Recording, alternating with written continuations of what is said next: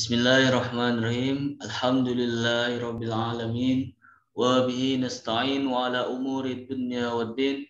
Wassalatu wassalamu ala asrafil anbiya'i wal mursalin wa ala alihi wa sahbihi ajmain amma ba'd.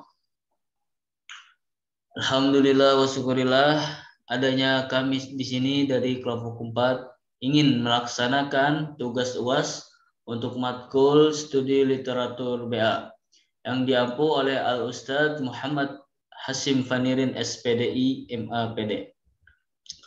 Kami di sini akan mengadakan sesi tanya jawab berdasarkan buku Ta'limul Muta'alim karya Syekh Burhanuddin Az-Zarnuji pada bab keutamaan memuliakan ilmu dan ahlinya. Baiklah, beranjak dari itu semua, sesi pertanyaan yang pertama kali yaitu akan saya tanya kepada Hakiki ya.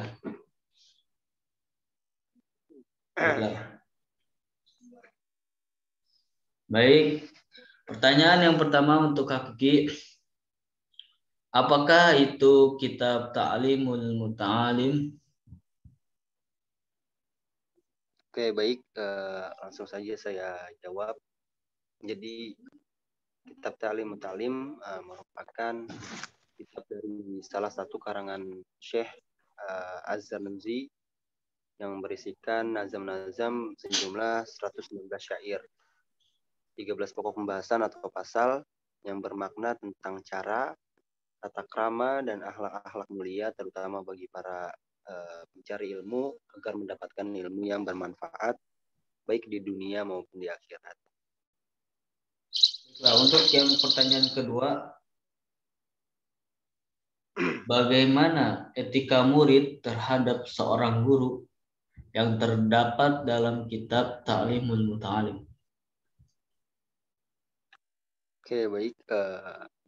Jadi bagaimana etika murid terhadap guru dalam kitab Ta'limul Muta'alim seperti yang dijelaskan dalam kitab pasal 4. Jadi bagi setiap pelajar sebaiknya mempunyai etika terhadap gurunya karena begitu tinggi penghargaan itu sehingga menerapkan kedudukan guru setingkat di bawah kedudukan Nabi.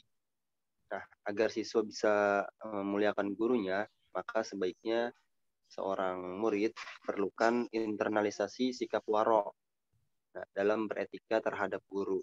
Nah, sikap ini akan menjadikan ilmu yang didapat mempunyai berdaya guna lebih banyak. Baiklah. Selanjutnya, apakah yang dimaksud dengan sifat, sikap, atau sifat waro tersebut? Nah, waro adalah meninggalkan atau menghindari segala hal yang mengandung syubhat atau tidak jelas status halal haramnya. Baiklah. Selanjutnya, apa saja di antara perwujudan dari sikap waro tersebut? Nah, apa saja di antara sikap waro tersebut? Nah, di antara sikap waro yang pertama yaitu menghindari rasa kenyang, kemudian menjaga diri dari kebanyakan tidur, menjaga diri agar tidak terlalu banyak bicara yang tidak bermanfaat, kemudian menjaga diri dari ghibah atau memberikan kejelekan orang lain, kemudian menjaga diri dari perkumpulan yang isinya hanya gurauan atau candaan. Nah, perkumpulan semacam itu hanya akan mencuri umur, menyia-nyiakan waktu, kemudian menjauhkan diri dari orang-orang yang suka berbuat kerusakan dan maksiat. Nah, sebaiknya seorang murid hendaknya berdekat-dekat dengan orang-orang soleh. Pada bait lain, Az-Zarnuji juga menyampaikan bahwa maksiat itu menghambat proses hafalan. Kemudian rajin melaksanakan perbuatan-perbuatan baik dan sunnah-sunnah Rasul. Kemudian yang terakhir memperbanyak sholat sebagaimana sholatnya orang-orang khusyuk. Ya, selanjutnya sesuai dengan itu pula Al-Abdari pun menasihatkan para seorang murid agar jangan mengganggu guru dengan banyak pertanyaan. Bila ternyata bahwa ia tidak suka dengan hal demikian, jangan berlari di belakangnya jika di jalan. Tolong jelaskan hal tersebut. Nah, jadi dari penjelasan sebelumnya itu dalam kitab Ta'lim telah dijelaskan bahwa seorang murid itu harus patuh pada guru. Nah, dan dalam hal ini Syekh Az-Zarnuzi berkata, sebagian dari kewajiban para murid ialah jangan berjalan di depan guru, jangan duduk di tempat guru, dan jangan berbicara kecuali sudah meminta izin dari guru. Nah, adapun sikap murid terhadap guru antara lain adalah penghormatan dan penghargaan pada ilmu dan guru. Nah, seorang murid tidak dibenarkan hanya menimba intelektualitas seseorang, tapi hak yang melekat padanya ditelantarkan. Karena pendidikan mempunyai dasar hak atas karya intelektual yang pantas dihargai dengan sikap pemuliaan dan penghargaan material. Baik. Selanjutnya, relevansi kitab Ta'limul Muta'alim tentang etika murid terhadap gurunya dalam konteks kekinian, apakah itu? Relevansi kitab Ta'lim Muta'alim tentang etika murid terhadap guru dalam konteks kekinian ya. Jadi dalam kitab Ta'lim Muta'alim karangan Syekh Az-Zarnuzi menganggap guru sebagai elemen terpenting dalam pembelajaran. Karenanya guru harus dihormati dan diikuti. Tidak boleh dibantah atau disanggah sedikit pun. Bahwa hubungan yang menempatkan guru seperti itu telah dirasakan sangat membunuh kreativitas murid karena mereka kehilangan daya kritis dan inovatifnya. Sedangkan model hubungan seperti itu bisa jadi sangat relevan bila diterapkan dalam pengajaran ilmu-ilmu tasawuf. Tapi dalam ilmu-ilmu lainnya yang membutuhkan banyak pertanyaan dan diskusi nampaknya tidak cocok bila menggunakan pola hubungan seperti itu. Nah, jadi dari penjelasan sebelumnya, penulis atau Syekh Az-Zarnuzi menambahkan hal ini. Tidak bisa diterapkan di era zaman sekarang, karena zaman sekarang dibutuhkan kecerdasan baik IQ maupun EQ dan lain-lain. Contohnya ketawaduan, sopan santun, tata krama, etika yang baik sudah sedikit bergeser. Nah, artinya hakikatnya sama, memuliakan guru seperti dulu, akan tetapi pelaksanaan berubah, yaitu tidak berlebihan. Dan memandang apakah orang tersebut patut bagi kita untuk dimuliakan. Ternyata juga pada akhir penjelasan dalam kitab Ta'lim juga memberikan kebebasan pada calon murid untuk menentukan sendiri mengenai materi, guru, dan temannya. Nah, ini merupakan relevansi pemikiran etika murid terhadap guru dalam konteks kekinian, di mana setiap murid bebas, dalam artian itu aturan brutal atau sebebas-bebasnya, tapi ada batasan-batasan, yaitu dengan melihat kondisi yang ada dan baikkah atau tidakkah etikanya tersebut. Oh, berarti kalau relevansi pada zaman kekinian itu kudu harus mencari yang bisa guru yang harus benar-benar dimuliakan atau tidak ya, harus bisa memilih gitu ya. Iya, Ibaratkan jadi seperti itu. setiap muridnya sendiri bebas untuk mencari guru, materi ataupun teman-teman. Jadi bebas. Baik. Untuk selanjutnya sebutkan etika murid dalam mencari ilmu yang terdapat dan diterapkan dalam kitab Ta'limul Muta'alim. Oke, jadi etika murid dalam mencari ilmu yang ada pada kitab Ta'lim. Yang pertama, sebelum memulai belajar, murid terlebih dahulu membersihkan hatinya dari segala sifat yang buruk. Nah, dengan belajar, murid hendaknya mengisi jiwanya dengan fadilah, bersedia mencari ilmu. Jangan sering menukar guru, berpikir panjang sebelum bertindak mengganti guru. Kemudian hendaklah menghormati guru. Kemudian jangan merepotkan guru dengan banyak pertanyaan. Kemudian bersungguh-sungguh dan tekun belajar. Kemudian mengulangi pelajarannya di waktu senja dan waktu subuh.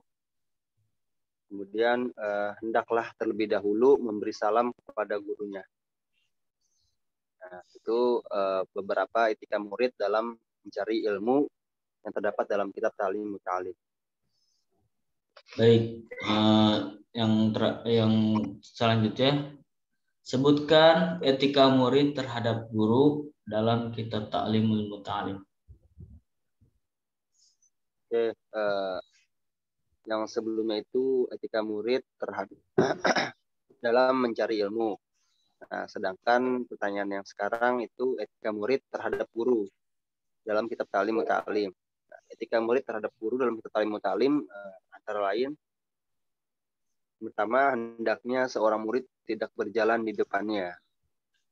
Kemudian tidak duduk di tempatnya kecuali ada izin darinya, yaitu guru. Kemudian tidak memulai bicara padanya kecuali dengan izinnya. Nah, kemudian hendaknya tidak berbicara di hadapan guru, tidak bertanya sesuatu bila guru sedang capek atau bosan. Kemudian harus menjaga waktu. Kemudian juga yang terakhir, jangan mengetuk pintunya, tetapi sebaliknya menunggu sampai beliau keluar. Selain itu, seorang murid harus takzim, mengagungkan dan miroi, menjaga diri. Seperti yang dijelaskan sebelumnya bahwa kedua sikap ini menjadikan ilmu lebih bermanfaat dengan tujuan mendapat ridho Allah Subhanahu wa taala dan dapat kita aplikasikan dalam kehidupan kita sehari-hari. Ya, mungkin sekian. Baik, untuk yang selanjutnya yang akan memberikan pertanyaan adalah Hakiki. Silakan. Terima kasih Lukman. Mungkin saya akan bertanya beberapa pertanyaan. Yang pertama, bagaimana cara seorang penuntut ilmu untuk mendapatkan barokah atau keberkahan dan manfaat ilmu? Tolong dijelaskan. Baik, di dalam kitab Ta'limul Muta'alim dijelaskan bahwa seorang penuntut ilmu tidak akan mendapatkan manfaat dari suatu ilmu tersebut kecuali dengan dua perkara, yaitu dengan memuliakan ilmu yang dia pelajari dan memuliakan ahli ilmu tersebut, yaitu gurunya. Seperti itu. Oke, terima kasih Lukman. Kemudian pertanyaan yang kedua, apa kata Sayyidina Ali karramallahu wajhah ketika beliau memuliakan guru dan ilmunya? Ya, dalam kitab Ta'limul Muta'alim pada bab memuliakan ilmu dan ahlinya, bahwa Sayyidina Ali berkata, "Ana abdu man 'allamani harfan wahidan. In syaa ba'a wa in syaa a'taqa wa in syaa istaraqa." Yang artinya, aku adalah budak orang yang mengajarkanku walau hanya satu huruf. Jika dia mau menjualku atau memerdekakan aku atau tetap menjadikanku budaknya. Jadi beliau berkata bahwasannya beliau akan menjadi budak orang-orang yang mengajarkan beliau walaupun hanya satu huruf. Ya, beliau akan menjadi budaknya. Baik beliau itu ingin dijual ataupun dimerdekakan, beliau akan turuti karena beliau adalah budaknya. Seperti itu. Oke, baik. Terima kasih. Kemudian pertanyaan yang ketiga, bagaimanakah cara seorang pelajar untuk menghormati gurunya? Seperti itu. Ya, di dalam kitab Ta'limul Muta'alim dijelaskan bahwa untuk menghormati atau menghormati seorang guru itu ada beberapa ya. Di antaranya yang pertama tidak berjalan di hadapannya. Ketika seorang guru sedang berjalan, maka janganlah kita mendahuluinya ya. Janganlah kita mendahuluinya, tetap kita harus hormat dengan berjalan di belakangnya. Jangan mendahulinya dan jangan di depannya. Seperti itu. Yang kedua, tidak duduk di tempat ya. Maksudnya tidak duduk di tempat ya ketika beliau, guru-guru kita sedang duduk. Jangan sampai bersejajar dengan kita. Karena itu termasuk dari adab seorang murid terhadap gurunya. Dan jangan sampai seorang murid duduk di tempat gurunya. Ya, karena itu bagian dari adab seorang murid kepada gurunya. Yang ketiga, tidak memulai pembicaraan kecuali dengan seizinnya. Ketika kita ingin bertanya sesuatu kepada seorang guru, maka hendaklah kita meminta izinnya. Ya. Sebelum kita menanyakan sesuatu, hendaklah kita meminta izinnya. Karena dengan izinnya kita bisa beliau tidak akan terganggu dengan kita muridnya, seperti itu. Dan yang keempat yaitu menjauhi hal-hal yang membuatnya murka atau marah.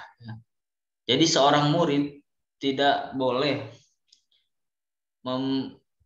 membuat seorang guru itu murka dan marah, karena akan menghilangkan keberkahan dari ilmu yang didapatnya.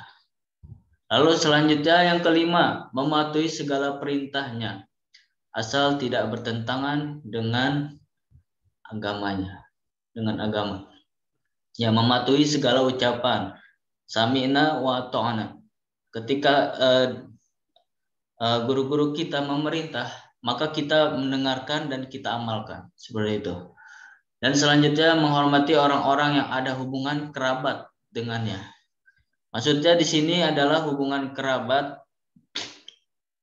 Jadi orang-orang yang ada hubungan kerabat, contohnya seperti istrinya ataukah anaknya ataukah saudaranya, maka kita pun harus menghormatinya ya. Walaupun dia masih anak kecil, maka kita harus menghormatinya. Seperti itu. Untuk mendapatkan kebarokahan dari apa yang telah kita pelajari kepadanya. Seperti itu. Oke, baik, terima kasih. Kemudian pertanyaan yang keempat. I'rabilah kalimat yang saya ucapkan. Kana yaqulu innama wajadtu. Baik. Tolong diirobkan. Kana yaqulu innama wajadtu. Kana fi'lul mabni 'alal fathi. Yaqulu isim kana marfu'un bidammati. Rofa dengan doma. Yaqulu menjadi isimnya kana dan rofa dengan menggunakan doma. Innama di situ menjadi khobar kana. Khobar kana mansubun bil fathi, yang nasab dengan fathah. Wajada di situ menjadi fi'il madi mabni ala sukuni. Dan tu di situ, kalimat tu di situ sebagai domir mustatir atau domir yang tersimpan, yang takdirnya itu adalah anak. Seperti itu. Coba tolong jelaskan bagaimana pengamalan kana. Ya, pengamalan kana yaitu tarfal isma wa tansibul khobar. Ya. Merofakkan isimnya dan menasabkan khobarnya. Itu. Oke, baik. Kemudian yang kelima. Pertanyaan kelima, apakah makna yang tersirat pada kata-kata Harun ar-Rasyid kepada Ustadz Asmu'i tentang kalimat menuangkan air dengan tangan kiri supaya yang kanan bisa membasuh kakimu. Tolong dijelaskan. Ya, jadi, saya akan menjelaskan dalam kitab Ta'limul Mutalim bahwa diceritakan bahwa anaknya Raja Harun Ar-Rasyid itu disuruh belajar kepada Ustadz Asmu'i. Dan ketika itu Ustadz Asmu'i itu sedang berwudu dan dilihat langsung oleh Harun Ar-Rasyid ketika itu. Lalu ditanyalah Ustadz Asmu'i oleh Harun Ar-Rasyid, "Wahai Ustadz, kenapa aku menitipkan anakku kepadamu untuk mempelajari ilmu dan akhlak? Kenapa?" Ditanya sama Raja Harun Ar-Rasyid, "Kenapa kamu hanya menuangkan berwudu dengan kedua tanganmu saja? Padahal ketika itu anaknya Raja Harun Ar-Rasyid itu mengalirkan air untuk sang gurunya." Nah, ditanya, menuangkan air dengan tangan kiri supaya yang kanan bisa membasuh kakimu. Maksudnya di sini anaknya tersebut menuangkannya pakai tangan kanan, ya. Jadi tidak bisa mengusap kakinya sang guru, yaitu Ustadz Asmu'i. Maka dari itulah ditanya, menuangkan air dengan tangan kiri supaya tangan kanan bisa membasuh kakimu. Maksudnya ketika itu Harun Ar-Rasyid, janganlah engkau menuangkan pakai tangan kanan, ya, agar tangan kiri tuangkanlah air itu dengan tangan kiri agar tangan kananmu bisa membasuh kaki gurumu. Maksudnya seperti itu. Maknanya adalah bahwa setiap pencari ilmu yaitu haruslah memuliakan dan menghormati seorang yang mengajari ilmu tersebut, ya. Menghormatinya dengan cara bersifat sami'na wa ata'na. Ketika guru memerintahkan kepada kita, maka kita jalani. Dan menjadi suatu keberkahan pula ketika seseorang guru menyuruh muridnya, ya. Jadi jangan pernah ketika seorang guru menyuruh kita untuk melakukan sesuatu yang tidak bertentangan dengan agama, maka janganlah kita tolak, ya. Kita laksanakan, kita dengar dan kita laksanakan, seperti itu. Makna yang tersirat dalam perkataan Harun Ar-Rasyid. Oke, baik, terima kasih. Kemudian pertanyaan yang selanjutnya, sebutkan suatu hadis yang menjelaskan tentang memuliakan guru. Baik, dalam suatu hadis yang diriwayatkan oleh Muslim, hadis riwayat Muslim, dikatakan bahwa laisa minna man lam yujillu kabirana wa yarham sagirana wa ya'rifu li'alimina haqqah. Yang artinya, tidak termasuk dari golongan kami siapa? Orang yang tidak menghormati yang lebih tua, tidak menyayangi yang lebih muda, dan tidak mengetahui hak seorang ulama. Hadis riwayat Muslim.